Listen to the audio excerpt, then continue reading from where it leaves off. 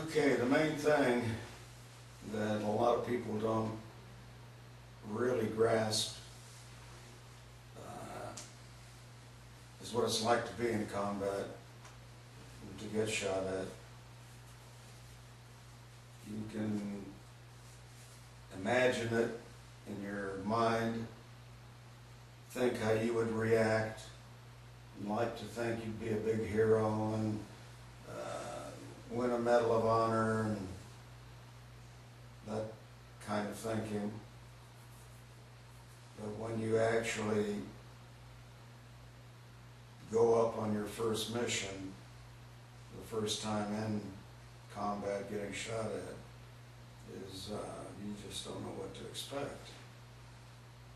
And there were many of our pilots that, after I left, shot down on their first 1 or 2 missions. And through the tactics changed. When I was over there, we didn't have the smart bombs that they have now. Later on in the war, these guys were lucky. They started getting laser designated bombs, and they got radar control bombs that they could use and stand off. We didn't have that. We had to do all of the computations ourselves.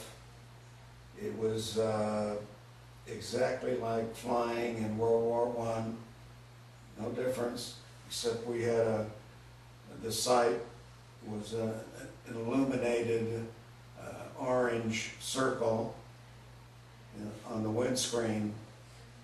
Other than that, it was a round ring with a dot in the middle, like in World War I that they used.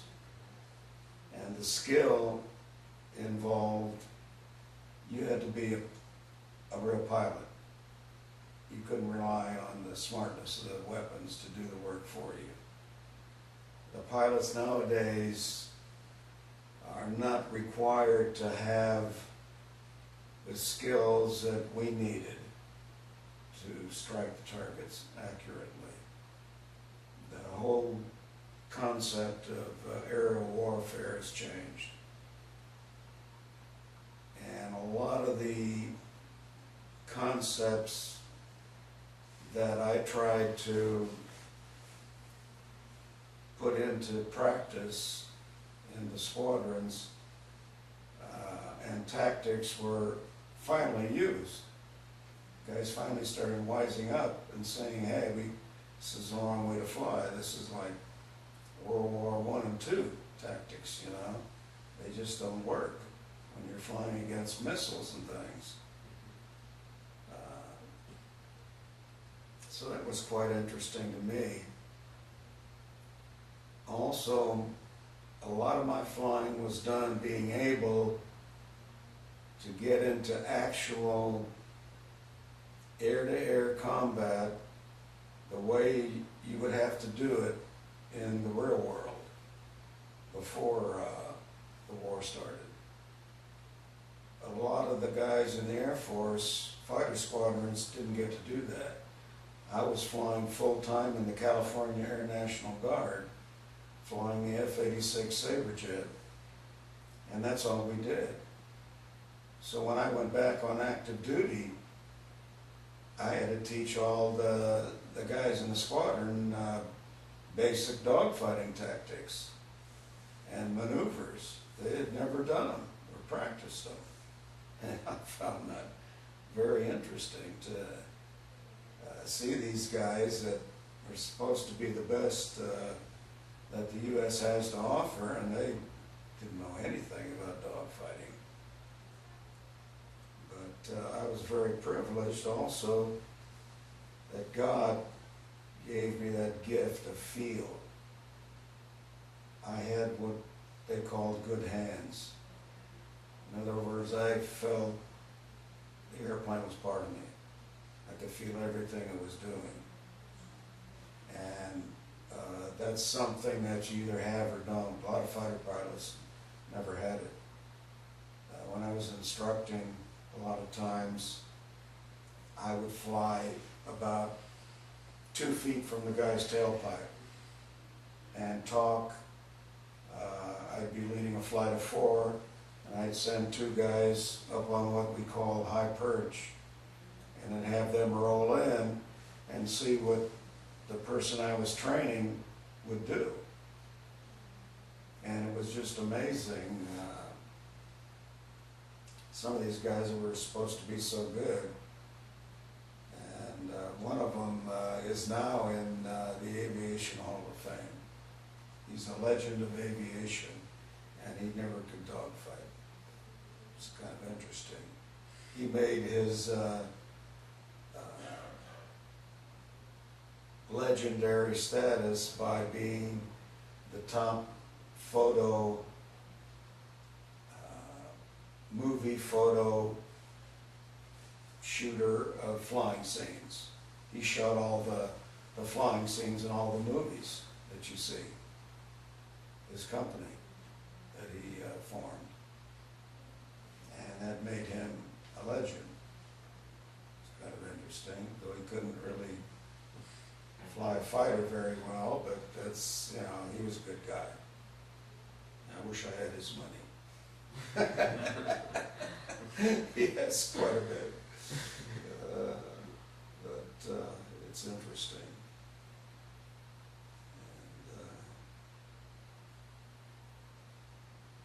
And they say the war, you never know. I have no idea how I would react under fire. Our first missions, we were based on Kadena, on Okinawa. And we would go over to Da Nang, and then we flew several missions out of there. The first one was up in Laos, and this one major in our squadron, we had 2 people shot down, and they picked them up, thank God, able to rescue them. And I didn't get to go on that particular mission. And I was watching him come back in, and he couldn't even get out of the cockpit. He sat in the cockpit shaking, visibly. I mean, shaking. Barely got down the ladder, and he was shaking in a chair in the ops room there for a half an hour.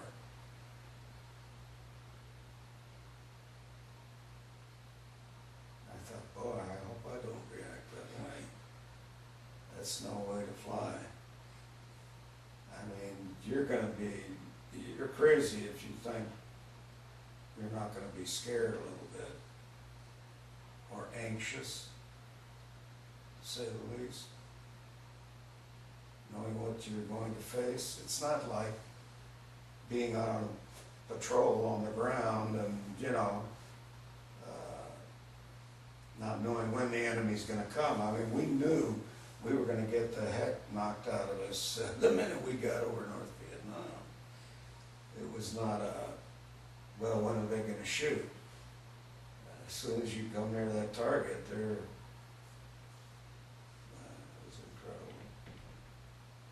And then you think, good Lord, how can I fly through all this stuff without getting hit? You just knew there's no way. And a lot of times I think, God, I don't know how you got me through this. It's quite a feeling. But to be able to do your job, and we had to manually calculate everything on the fly. We were the first multitaskers. I mean, you talk about multitasking. Flying a fighter is Now it's a different ball game, but back then we were just transitioning from stick and rudder type flying to high tech. The 105 was one of the hardest airplanes at that time to learn. The thunderstick fire control system we had, we could do all kinds of things. The trouble is, they weren't accurate. So you had to use manual. You couldn't use the automatic stuff because it was worthless, although they had it. And you had to calculate everything within nanoseconds. How fast am I going? As you're rolling in and coming down the slot, what's my airspeed? How fast is it building? What's my depression on my sight? Is it right for this airspeed and this angle? If it isn't, you have to adjust. And I was the squadron gunnery officer, besides being the top weapons delivery person in the wing. I had the highest percentage of hits and the closest CEAs to the bullseye of anyone in the wing. So I was chosen to do special things when I was flying, like to take out special flak sites, because I hardly ever missed a target. It was just a gift that I had. But you have to compute all of that stuff so fast and make sure you're turning all these switches right. We had a lot of guys, I had to talk through the whole checklist, which is about that long, of all the switches to make sure they were in the right position. He never did get it right. Never could drop his bombs. He was so shook up. He was, yeah, that's sad. And that was that one mission where he couldn't do it. Everybody in my flight missed. I was the last one in on this bridge, and I knocked the whole bridge down. It was a huge cement bridge over a very deep canyon, and just knocked that sucker right down into the canyon, the whole thing. That feels good when you do something like that. Yeah.